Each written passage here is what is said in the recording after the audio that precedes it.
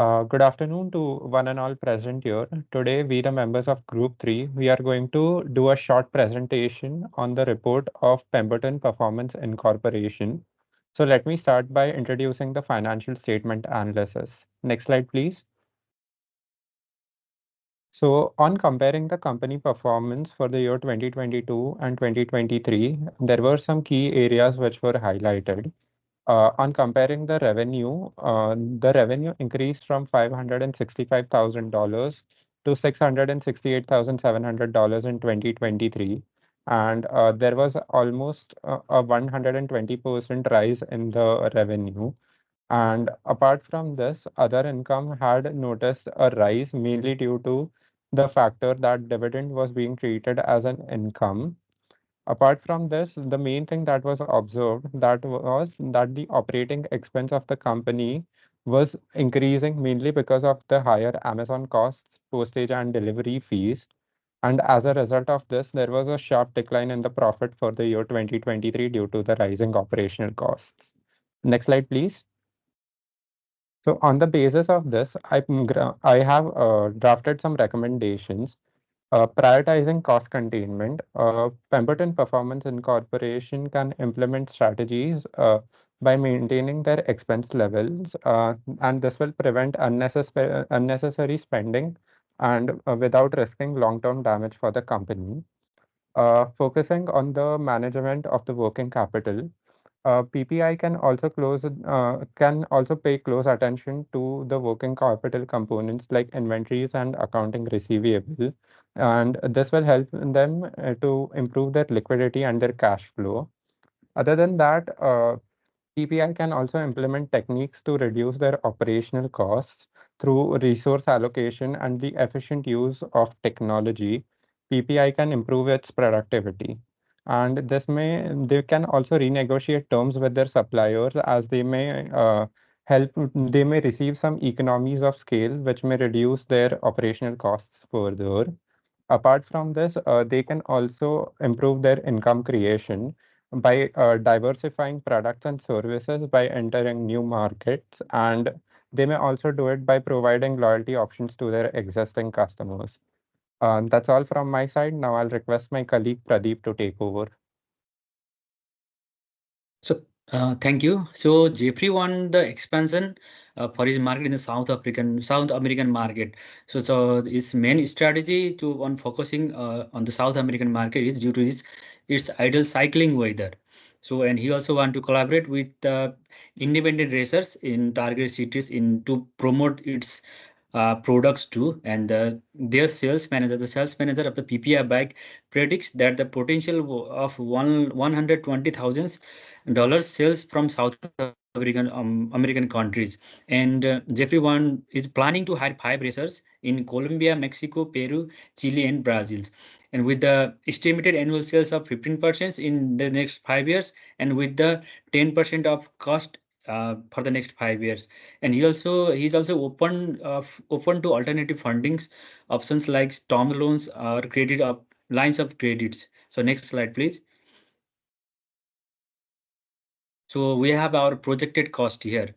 So as of the PPI bike, they are planning on average of $1,500 per month, which is equals to 90,000 per year. And as I have already mentioned earlier, the sales will increase 10% each year for the next 5 years. So if we look in the for the year for the 5 years, we have the total cost for the 549,459. So next slide, please. And we also have the projected sales revenue. And as there is the total sales of $809,085. So sales estimate of South American country for the first year is $120,000, and their annual sales is increased by 15% over the next 5 years.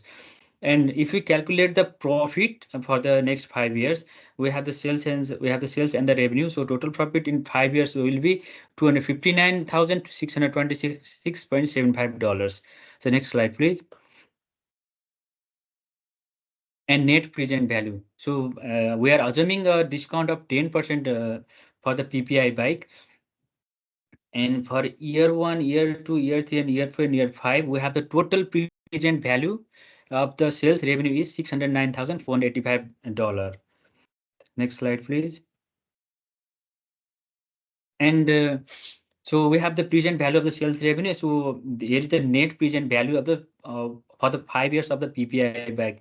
So we have our projected sales revenue, present value of the projected sales revenue, and we are assuming as the initial investment for just $549,459. So here the 60,000 and 26.07 will be our net present value for the PPI back for the over next 5 years.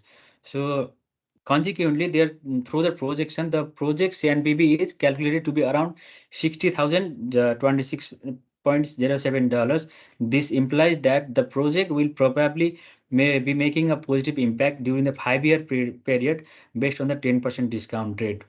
So next slide. And as Jeffrey does not want to use existing fund for the first year, we have some alternative options for funding. So Tom's loan. For the terms loan, he can use fixed interest rates and agreed repayment terms for lump sum loan in a single installment. And another one is lines of credit. The credit facility which can be flexibly arranged by lending Jeffrey up to certain amount and repaying the same as needed. And other financial options could be venture capital, angel investors, crowdfunding, and many others. So thank you. This much is for my part. So I'd like to hand over to Namanpreet.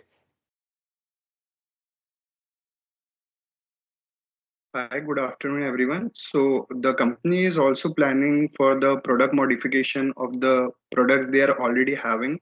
So before that, I would like to tell you the importance of product modification. So product modification involves altering existing products to better suit consumer preferences and enhance competitiveness. So in this industry, we can assume that the product modification will be based on the design and the I think it can be increase of the battery life or the bikes which can work in every climate conditions so that it can be good for the consumers and the benefits of it that it will increase the profit and sales of the company. So while planning to have the product modification, the company looks that will it be profitable or how much will be the cash inflow and will it be good for the company. So before that, I would like to tell you the importance of net present value. So net present value is the analysis and it is crucial for evaluating the profitability of investment projects by considering the time value of money. And NPV calculates the present value of the future cash flows, allowing business to make informed investment decisions. Next slide, please.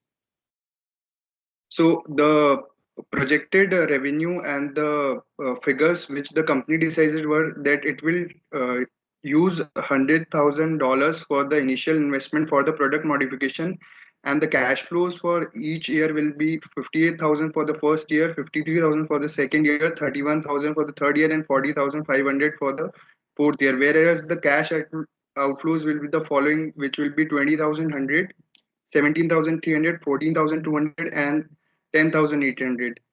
And if I talk about the net cash flow, it will be the following, which is on the first year, it will be 37,900, 35,700, 16,000, 1,800, 29,700. So before putting the NPV, it was resulting in a positive, but as we have assumed 10% as the rate, so the NPV is going into a negative side, which is $3,133. So that's why I told you the importance of NVP. Before that, it was on the positive side, but when we included NPV in the future outflows, it resulted in a negative side. Next slide, please.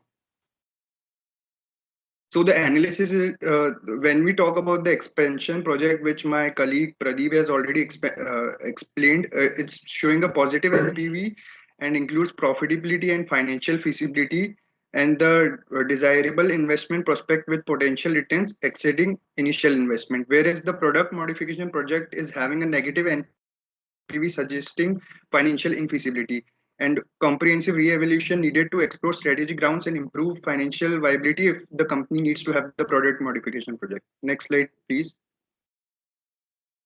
So the recommendations from our side would be that in the expansion project should be prioritized due to positive NPV instead of the product modification, and after that continued evolution and strategic adjustment essential for maximizing investment and returns should be monitored. And the company wants to have the product modification, they need to have a different tactics, and they need to evaluate risk considering market conditions, competition, technological advancements, as well as operational challenges. Thank you. Now I would like to hand over to Selina. Hello everyone, I'm Vijay Gautam and we are from Group 3 and we have a report that Jeffrey want to have a avian equity, accept avian equity of $1 million or not. And we made some of the financial analysis. Their liquidity, solvency, interest coverage, inventory turnover, and market prospects. Talking about the liquidity ratio, it went down in the both years 2023 and 2022. And this shows or this indicates it will be a sum of the difficulties in meeting short-term obligations, repaying the jobs, or other things.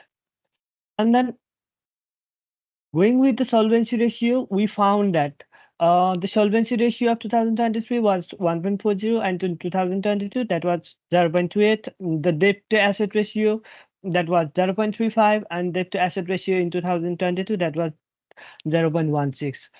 This ratios indicates that credit worthiness and potential financial risks in the futures. We calculated the interest coverage ratio.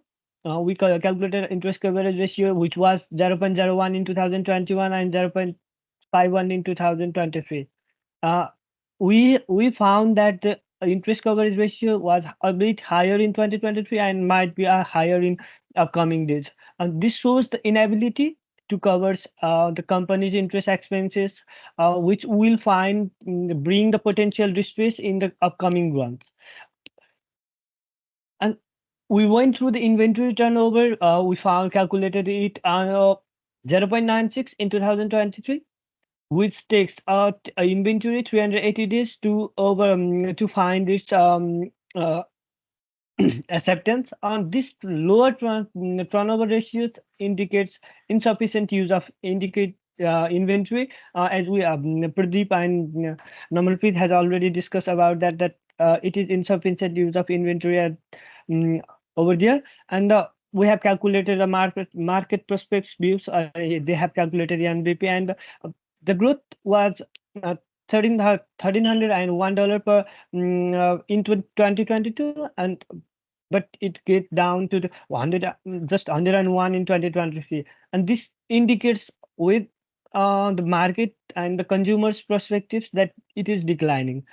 So after having this much of analysis, we found that this ratio find meeting the short-term obligations, they are unable to meet the short-term obligations, a reduction in credit worthiness, and then lack of time or struggling in the coverage of the interest expenses, and insufficient inventory turnover, and challenges in generating returns. We finally, on the basis of analysis, give some steps to Jeffries, implement cost-cutting measures to improve liquidity ratio.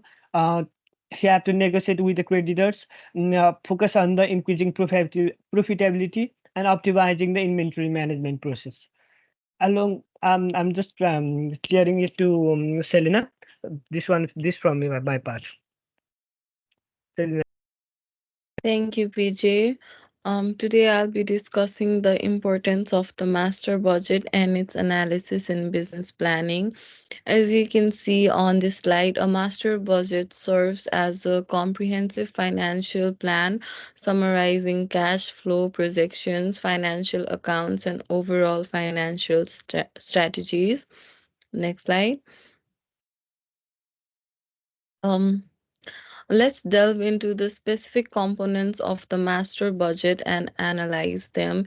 Here we have detailed breakdowns of sales, production, material use, labor, and production costs for 2 consecutive years.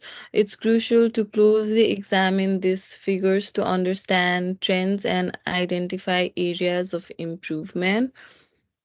Next slide. Moving on to our financial statement analysis, we've projected budgeted financial statement for the year 2024 and 25, highlighting sales revenue, cost of goods sold, gross profit, operating expenses, and net income. Additionally, the budgeted statement of position reveals insights into our assets, liability, and equity. Next slide, please. In conclusion, our analysis indicates positive trends in revenue and profitability, but also rising expenses. To address these findings, we propose several recommendations. Firstly, implementing cost control measures to manage expenses uh, efficiently. Secondly, focusing on improving operational efficiency to streamline process and reduce cost. And thirdly, considering strategic investments in areas that can drive future goals. And finally, conducting regular financial reviews to track performance and make informed decisions. In summary, the PPI's financial analysis reveals a mixed picture. While sales increased, profitability declined due to rising costs. Liquidity also decreased, posing challenges in working capital management. The expansion strategy for the South American markets shows promising returns, but the product modification project faces difficulties. Ratio analysis highlights concerns such as declining liquidity and increasing depth levels, which should be carefully considered in evaluating Avian's equity acquisitions offer. Efforts to improve cost control and efficiency are essential for future profitability and growth. Overall, while there are opportunities for expansion, addressing financial challenges is crucial for long term success. Thank you for your attention and engagement in our analysis of the Pemberton's performance in cooperation. If you have any questions or require further details, please don't hesitate to reach out. Thank you.